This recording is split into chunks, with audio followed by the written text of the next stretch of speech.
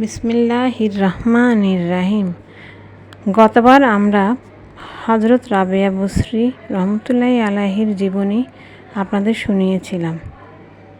আজের নবম পর্ব আমরা শুরু করছি, যার কারণে আপনাকে ডাকার সুযোগটুকুও পাই না।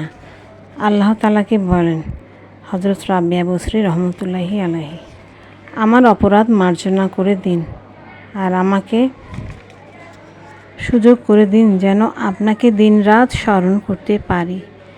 এ অবলা দাসী শুধু আপনার দয়ার ভিখারি। আপনি যদি সন্তুষ্ট থাকেন তবে দুনিয়ার কোনো দুঃখ কষ্টই আমার নিকট কষ্ট মনে হবে না। শুধু আপনিই রাজি খুশি থাকলেই আমি সব বাধা বিপত্তিকে জয় করে নিতে পারব। সারাদিন অবর্ণনীয় পরিশ্রম এবং নিশীথে নির্বিচ্ছিন্ন ইবাদত চলতে থাকে। আগেই বলা হয়েছে, তখনকার দাসদাসীরা ছিল অবহেলিত। তাদের বাঁচা মরা নির্ভর করত তাদের মনিবের কথার উপর। গোটা দিন হাড় ভাঙা পরিশ্রম করে নামমাত্র খাবার মিলত, আর তাদের রাত্রি যাপন করার জন্য দেয়া হতো বাড়ির এক কোণে অন্ধকার ঝুপড়ি ঘর। রাবেয়াও তার থেকে ব্যতিক্রম নয়। রাবেয়ার সাথে আর কেউ থাকতো না। রাবেয়া সারাদিন মনিবের কাজ করে রাত্রিবেলা নামাজে দাঁড়িয়ে যেতেন। দীর্ঘ সময় ধরে নামাজ পড়তেন, তেলাওয়াত করতেন, গুনগুনিয়ে প্রভুর মহিমা বর্ণনা করতে করতে কল্পনার স্বপ্নীল জগতে হারিয়ে যেতেন। এভাবে প্রতি রাতে রাবেয়ার ইবাদত বন্দেগী নিরবিচ্ছিন্নভাবে চলতে থাকে। ক্রমশ আল্লাহর প্রেমে আরও আশিক হতে থাকেন। একদা রাতে সকল সৃষ্টি ঘুমের রাজ্যে বিভোর। কোথাও কোনো সাড়া শব্দ নেই। মাঝ নিশীথে মনিবের ঘুম ভাঙলে তিনি দেখছেন রাবেয়ার ঘরে আলো। আলো দেখে তিনি ঘরের নিকটে গেলেন এবং হতবাক হলেন রাবেয়ার এসব ঘটনা দেখে। মনিব মনে মনে ভাবলেন, ব্যাপার কি? বাড়িতে এমন মধুর সুরে কে আল্লাহকে স্মরণ করছে?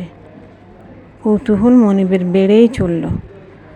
কৌতূহলী হয়ে তিনি সন্তর্পণে রাবেয়ার কক্ষের দিকে উঁকি মারলেন। ভেতরের দৃশ্যপট অবলোকন করে সে আশ্চর্য হয়ে গেল। সে বিশ্বাস করতেই পারলেন না। দুহাতে চোখ ঢাকলে, আবার চোখ কচলিয়ে, আবার ভালোভাবে তাকালেন। এরকম কয়েকবার করলেন তিনি। এবারে সে একই দৃশ্যের অবতারণ। মনে মনে ভাবতে লাগলো, আমি ভুল দেখছি না তো? সে পুনরায় রাবেয়ার কক্ষের দিকে তাকান। গভীর ধ্যানে নিমগ্ন রাবেয়া আল্লাহর দরবারে দুহাত তুলে অঝোর ধারায় কাঁদছে। তার চারদিকে উজ্জ্বল আলোক রশ্মি ছিটকে পড়ছে। তার মধ্যখানে পাথর মূর্তির মতো রাবেয়া স্থির নিশ্চল ধ্যানমগ্ন হয়ে আছে। আল্লামা ফরিদ উদ্দিন আখতারের মতে, রাবেয়া যখন অন্ধকার প্রকোষ্ঠে আরাধনায় রত ছিলেন, তখন তার মাথার উপর কোনো শিকল দিয়ে বাঁধা ছাড়াই একটি ঝাড়বাতি জ্বলছিল, যার আলো বিচ্ছুরিত হয়ে ঘরের চারপাশ আলোকিত হয়ে গেল। অন্তরের সবটুকু আবেগ নিয়ে আল্লাহর নিকট প্রার্থনা করছে। তখন দু চোখ তার অশ্রুসিক্ত। সৃষ্টিকর্তার সমীপে এমন কাতর ও বিনয় কণ্ঠের প্রার্থনা সে কোনোদিনও দেখেনি। আল্লাহর প্রেমে মানুষ এতই মাতোয়ারা হতে পারে, যা ছিল বর্ণনাতীত। তার মনিবের পাষাণ হৃদয় গলে গেল। আল্লাহর ভয়ে সে থরথর করে কাঁপতে লাগলো।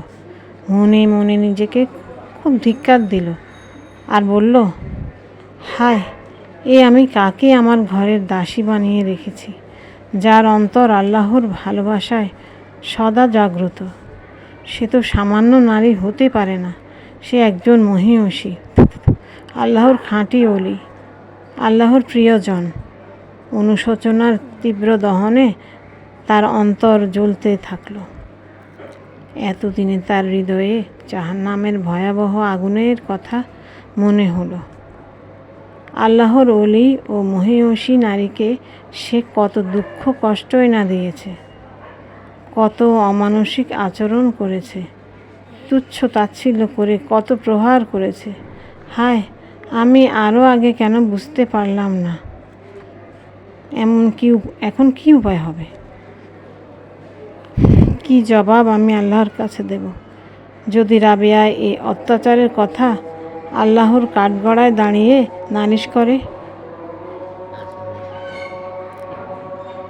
এসব কথা ভেবে রাবেয়ার মনে মনে ভাবল, তার মতো হীন ও জঘন্য মানুষ বোধহয় এই জগতে আর দ্বিতীয়টি নেই।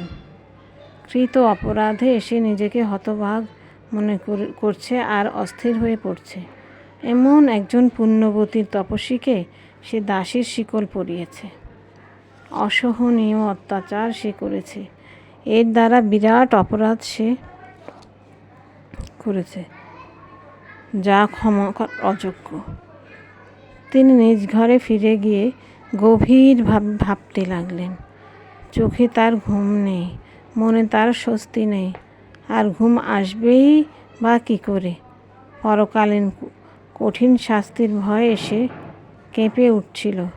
মনে মনে সিদ্ধান্ত নিলেন, অতি ভোরেই তিনি রাবেয়াকে দাসত্বের শৃঙ্খল থেকে মুক্ত করে দেবেন এবং তার প্রতি যে অন্যায় ও অসদাচরণ করেছে তার জন্য ক্ষমা চাইবেন।